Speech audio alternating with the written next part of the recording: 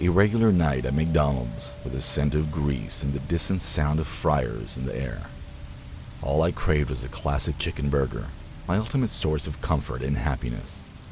I waited in line, ready to take my favorite burger and go home and eat it. And then, chaos ensued in the McDonald's line. A middle-aged man with grizzled appearance confidently walked by me. I confronted him, being the fearless fast food lover that I am. I gestured towards the back of the line and said, "The end is over there." Simple, right? Wrong. He made a 180-degree turn, and his gaze scared me instantly. He threatened me in a way that would intimidate even anyone. "I will do what I want," he whispered, his words lingering like an annoyingly catchy tune. I choose not to escalate, and instead choose this silent treatment. Unbeknownst to me, I would encounter him again. My long-awaited chicken burger was finally cooked. I swiftly escaped with a valuable bag, believing the conflict is over. I was so mistaken. As I exited, I observed the strange man, approximately 100 meters distant, observing me. It's as if he's engaged in a disturbing game of hide-and-seek with the entire world. I quickened my pace, hoping to create distance between us. Nope, he's just a line-cutting fan. He's a disguised sprinter. Without warning, he's behind me, immobilizing my arm with a firm grip. "What's your issue?" I mumbled, shaking by fear. Then he detonates a bomb. "Speak to me once more and I will cause your death," he growled, his eyes brimming with a ferocity that cannot be explained. I was not just confused, I was seriously doubting what was happening. Who would have guessed that ordering a chicken burger would result in a confrontation with a potential psychopath? I looked at my burger, once a symbol of joy, now tainted by this strange encounter. In an instant, he struck my jaw, leaving me dazed and confused. He disappeared into the night, leaving me speechless with the burger in my hand, questioning the reality I have entered. Ever since that night, my life has been perilous. I always anticipated this McDonald's vigilante to show up when I leave my house. I feel like I'm in a fast food horror film with a line-cutting lunatic haunting me. I'm still puzzled by the motive. Why get so angry about the McDonald's line? Did something drive him to the edge? Was there a hidden secret behind his behavior? Was he merely a potential explosion triggered by the slightest inconvenience? I'm cautiously navigating the streets, glancing over my shoulder at every turn, fearing this man's potential return. Fast food cravings can sometimes lead to unsettling feelings and change the enjoyment of a basic chicken burger.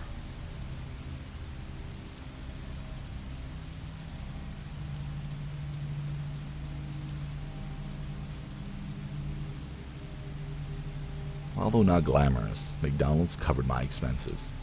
My uniform smelled like grease and fries, and the fryer's constant hum became the monotonous backdrop to my daily routine. One day, my job turned into a McDonald's horror story. The shift began with routine tasks of flipping burgers and handling the occasional unhappy customer. But then he entered, donning a peculiar all-white outfit that contradicted the relaxed ambiance of our fast food sanctuary. I refrained from judging, considering my attire featured the recognizable golden arches on a polyester uniform. The stranger, with a disturbing smile and concealed eyes behind sunglasses, emitted an unsettling presence as he approached the counter. He grew increasingly fearful when he ordered a burger. I sensed something was wrong as I cooked his meal.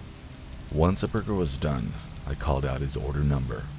He walked towards me slowly, his unsettling stare making me uncomfortable. He scrutinized me with deliberate movements upon arriving at the counter. At this point, the ordinary day became bizarre. His seemingly harmless question about my name sent chills down my back. I hesitated, but then murmured, "It's Joe." That was my initial error. What came next was my phone number, and it was even more disturbing. I politely declined, lightening the situation with a nervous chuckle, but my failed attempt at humor made him become aggressively defensive. "Give me your number, Joe. I must contact you." he insisted, his unsettling gaze narrowing. I shook my head, palms perspiring. No, sorry, I can't. Company policy, etc. That's when he snapped. His creepiness intensified.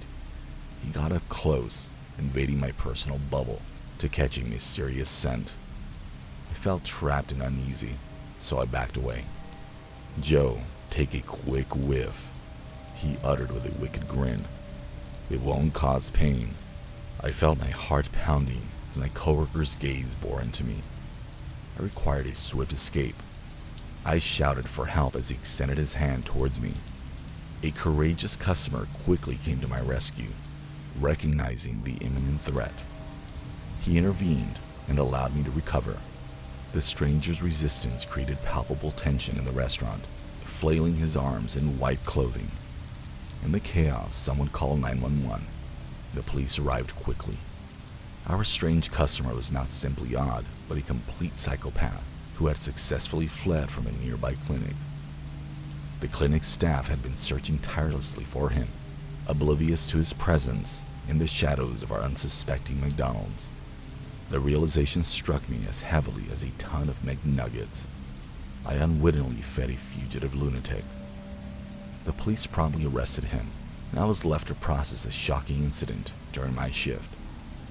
After that day, the familiar scent of McDonald's grease and fries became more uncomfortable. While flipping burgers, I kept checking behind me, anticipating the return of this creepy man, transforming the ordinary fast food place into a haunting memory.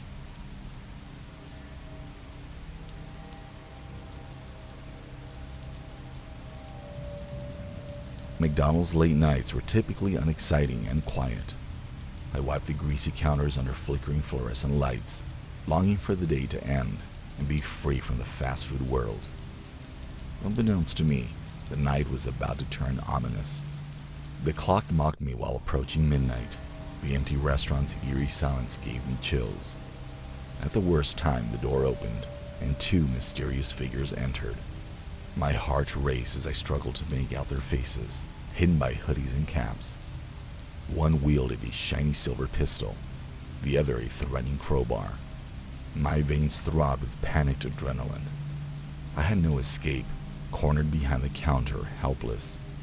The air reeked with fear. "Hand over the money immediately," demanded the armed individual, their voice cutting and frigid.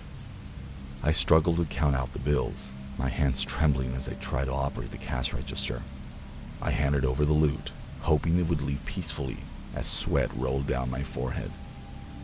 Greed can latch on firmly. The robbers were unsatisfied. They had an insatiable hunger, evident in their gleaming eyes. They desperately searched for anything else valuable. Consumed by panic, they became restless, their threats intensifying.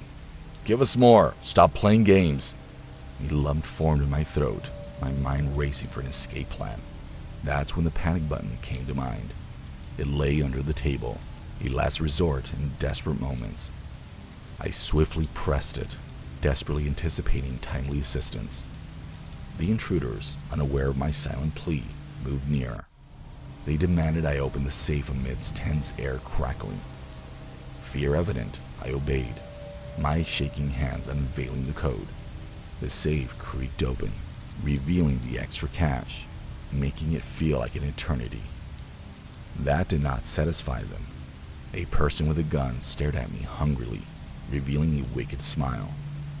I felt my heart race as they approached, knowing their purpose. I had to battle against the looming panic. I had to defeat them. The approaching criminals were met with a sudden, piercing eruption of sirens. Flashy red and blue lights shimmered on the dusky windows, and I felt immense relief. The police came, swift and unyielding. The robbers, now trapped, started to panic and futilely try to flee, causing chaos. The armed police promptly captured them, ending the ordeal. I collapsed on the counter, inhaling with irregular and trembling breaths. The victory tasted bitter, though. The trauma persisted, casting a dark shadow on the golden arches. As the robbers were taken away by the police, I realized I narrowly avoided being a victim in the nightmarish events. that occurred in the seemingly harmless realm of fast food. The night concluded with police lights, blaring silence, and a fractured sense of safety. McDonald's golden glow became a haunting reminder of the night I faced the abyss and survived.